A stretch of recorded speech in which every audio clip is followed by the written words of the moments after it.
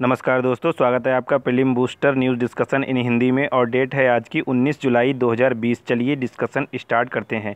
आज हम देख लेते हैं हमें कौन कौन से आर्टिकल डिस्कस करने हैं। आज हम पीएम स्वनिधि स्कीम और ऐप के बारे में डिस्कस करेंगे। पशुपालन अवसंरचना विकास कोष क्या है, इसके बारे में भी हम जानेंगे। और भारत ने किस देश के साथ अभी सामरिक ऊर्जा पर एग्रीमेंट साइन किया है, वह भी हम जानेंगे। चलिए डिस्कशन स्टार्ट करते हैं। आज का जो हमारा सबसे पहला आर्टिकल है वो पशुपालन अवसंरचना विकास कोष या फंड के बारे में है। ये फंड जो स्थापित किया गया है, कैबिनेट ने इसे अप्रूवल दे दिया गया है और ये आत्मनिर्भर भारत अभियान के तहत इस फंड को अप्रूवल दिया गया है, जिसमें हम जान लेते हैं क्या क्या इसके इम्पोर्टेंट फाइंडिंग्स हैं। पहला तो यह है कि यह 15,000 करोड़ रुपए का एक फ़ंड है। कितने का है? 15,000 करोड़ रुपए का यह फ़ंड है। इसके साथ साथ इसमें 750 करोड़ रुपए की एक गारंटी फ़ंड भी स्थापित की गई है। मतलब कि डेयरी क्षेत्रों के लिए एक अलग से 750 करोड़ रुपए की गारंटी फ़ंड स्थापित की गई है। और इसका जो मैनेजमेंट है वो किया जाएगा नाबार्ड के द्वारा। मतलब कि इस फंड को रेगुलेट और मैनेज किया जाएगा नाबार्ड के द्वारा। उसके बाद अगर बात की जाए, यह फ़ंड जो है 2024 तक हमारे देश में जो दुग्ध का उत्पादन है यानी मिल्क प्रोडक्शन है उसको 330 मिलियन टन तक बढ़ाने में मदद करेगा।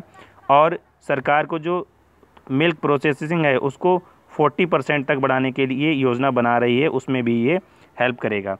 अगर बात की जाए इस फंड के यूज़ की, तो इस फंड का जो यूज़ है वो डेयरी में और मांस प्रोसेसिंग मतलब कि मीट प्रोसेसिंग से संबंधित जो भी बुनियादी ढांचा है उसको स्थापित करने के लिए इस फंड का यूज़ किया जाएगा। यहाँ पर आप देख सकते हैं। ये इसके अलावा इसमें सिडबी को भी शामिल किया गया है। सिडबी के तहत काम करने वाले जो भी पोर्टल होंगे उन पर लाभार्थी क्या करेंगे, उन पर अपना पंजीकरण कर सकते हैं इस योजना के लिए। ठीक है, उसके बाद क्या होगा, इन लाभार्थियों के लिए उस फंड से संबंधित सभी अप्रूवल दे दिए जाएंगे। अगर बात की जाए वर्तमान में भारत की स्थिति की, तो वर्तमान में भारत में 188 मिलियन टन दूध उत्पादन होता है। कितना होता है? 188 मिलियन टन दुग्ध का उत्पादन होता है। और इसमें से केवल 20 से 25% ही प्रोसेस किया जा सकता है, मतलब होता है। बाकी सभी क्या है, ऐसे ही यूज हो जाता है। ठीक है, प्रोसेसिंग से क्या होता है, उसकी सेल्फ लाइफ जो है वो इंक्रीज़ हो जाती है। जैसे मान लीजिए मिल्क है, मिल्क से आपने क्या किया, कर्ड बनाया और मतलब मट्ठा बनाया, दही बनाया, फिर उसका यूज़ किया। या फिर मिल्क से जो भी आप बनाते हैं मिष्ठान बनाते हैं, तो उनकी सेल्फ लाइफ क्या होती है, इंक्रीज़ होती है। या मिल्क के बाई प्रोडक्ट जो भी मिल्क से बनाए जा सकते हों प्रोसेसिंग के बाद, तो प्रोसेसिंग से काफ़ी लाभ होता है। तो इसीलिए इस फंड को स्थापित किया गया है कि पशुपालन से संबंधित जो भी बुनियादी ढांचा है उसको मजबूत बनाया जा सके। चलिए अगला आर्टिकल देखते हैं। अगला जो आर्टिकल है वो हमने पीएम स्वनिधि ऐप लॉन्च के बारे में हमें डिस्कस करना है। इस आर्टिकल में देखो, पीएम स्वनिधि ऐप लॉन्च गया है अभी हाल ही में, और इसको लॉन्च किया गया है पीएम स्वनिधि स्कीम के तहत। पीएम स्वनिधि स्कीम क्या है? पीएम स्वनिधि स्कीम एक ऐसी स्कीम है जिसमें जो स्ट्रीट वेंडर होते हैं अर्बन और रूरल एरिया दोनों में, मतलब कि शहरी और ग्रामीण इलाके में दोनों, जो स्ट्रीट वेंडर होते हैं जैसे ठेले लगाने वाले या विभिन्न प्रकार के जो छोटे छोटे वर्कर होते हैं जिनका सेल्फ वर्क होता है, मतलब कि स्वरोजगार होता है, उनके लिए 10,000 रुपये तक के लोन की इसमें गारंटी दी गई है। बिना क्रेडिट मतलब बिना गारंटी के 10,000 रुपये तक का लोन उनको दिया जा सकता है। और इस स्कीम के तहत 50 लाख ऐसे वर्कर शामिल होंगे या स्ट्रीट वेंडर जिनको मदद मिल सकती है इस योजना के तहत। और उसके बाद यहाँ पर आप देख सकते हैं जो स्कीम है, इसी स्कीम के इम्प्लीमेंटेशन के लिए यानी उसको ठीक से लागू करने के लिए अब एक ऐप लॉन्च किया गया है, पीएम स्वनिधि ऐप। इसीलिए ये न्यूज़ में आई है स्कीम।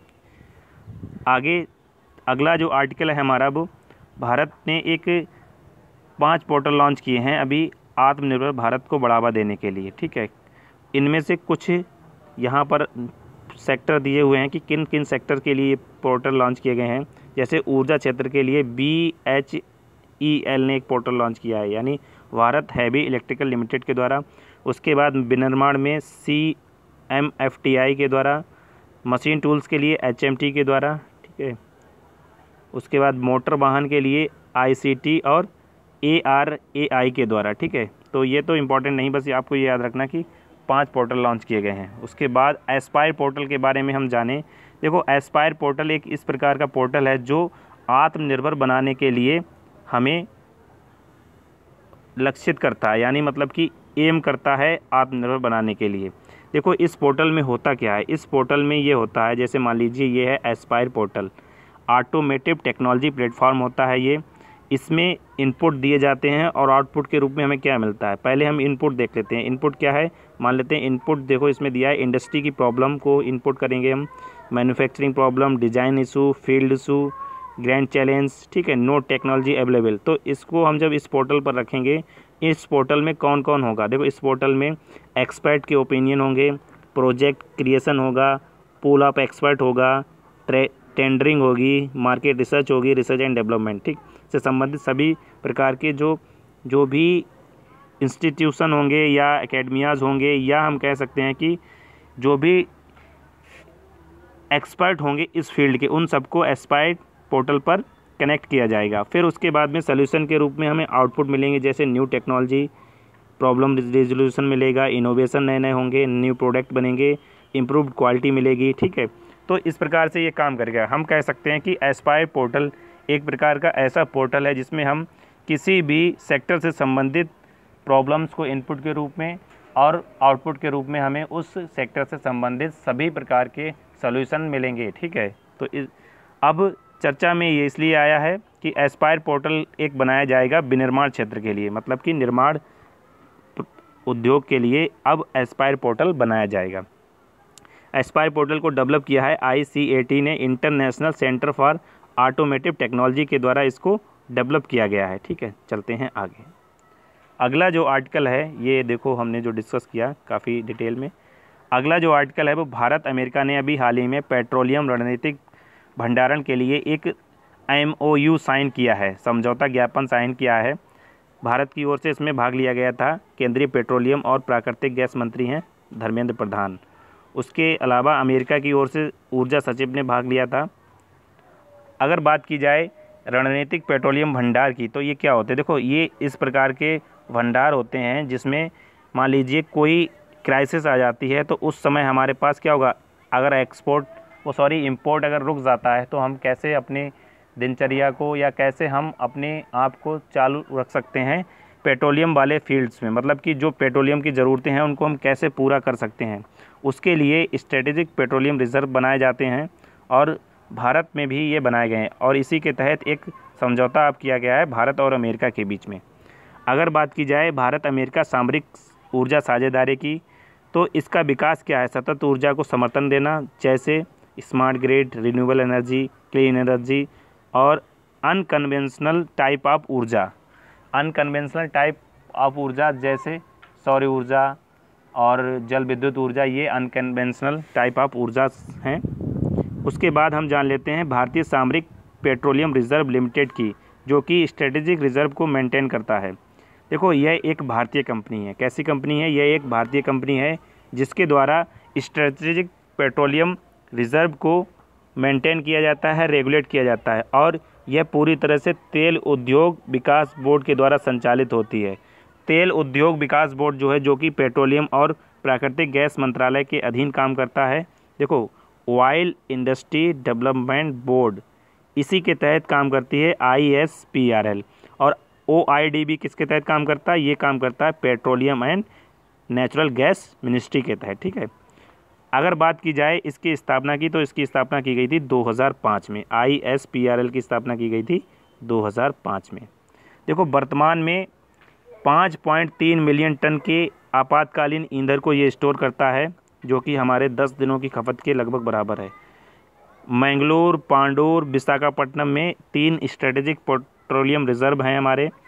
उसके अलावा चांदीखोल उड़ीसा में और पांडुर पेट्रोलियम रिजर्व की क्षमता को दोगुना किया जा रहा है। बीकानेर में भी स्ट्रेटेजिक पेट्रोलियम रिजर्व स्थापित किया जा रहा है, ठीक है। यहाँ पर आप ये तस्वीर देख सकते हैं, इसमें आपको आसानी से समझ में आ जाए। ये है चांदीखोल उड़ीसा में, विशाखापट्टनम, पादूर, मैंगलोर ये हैं कर्नाटक में। और बात की जाए राजस्थान में भी बीकानेर में एक स्ट्रेटेजिक पेट्रोलियम रिजर्व स्थापित किया जा रहा है। तो आज की डिस्कशन में इतना ही। आज हम देख लेते हैं आज हमने क्या क्या डिस्कस किया सारांश के रूप में। देखो हाल ही में किस देश के साथ भारत ने सामरिक ऊर्जा समझौता किया है, तो आंसर होगा अमेरिका के द्वारा। ठीक है, अमेरिका के साथ। पशुपालन अवसंरचना विकास निधि का प्रबंध कौन सी संस्था करेगी, तो नाबार्ड के द्वारा इसका प्रबंध किया जाएगा या प्रबंधन। पीएम स्वनिधि योजना में कितने रुपए ऋण के रूप में दिए जाएंगे, 10,000 दिए जाएंगे और 50 लाख स्ट्रीट वेंडर्स को टारगेट किया गया है। और ये इसको रन किया जा रहा है या नोडल मिनिस्ट्री जो है ministry of urban housing affairs. ठीक है, उसके बाद ISPRL किस मंत्रालय के तहत काम करता है, ये काम करता है पेट्रोलियम मंत्रालय के तहत। एक बोर्ड है ऑयल इंडस्ट्री डेवलपमेंट बोर्ड, उसके तहत ये काम करता है। तो आज की डिस्कशन में इतना ही। अगर आपको ये वीडियो अच्छी लगी हो तो लाइक शेयर और कमेंट करें और हमारे चैनल ओनली सिविल सर्विसेज को सब्सक्राइब करें। अगर आप इस वीडियो की PDF डाउनलोड करना चाहते हैं तो आप टेलीग्राम चैनल से डाउनलोड कर सकते हैं या डिस्क्रिप्शन में दिए गए लिंक से भी इसको डाउनलोड कर सकते हैं। Thank you for watching.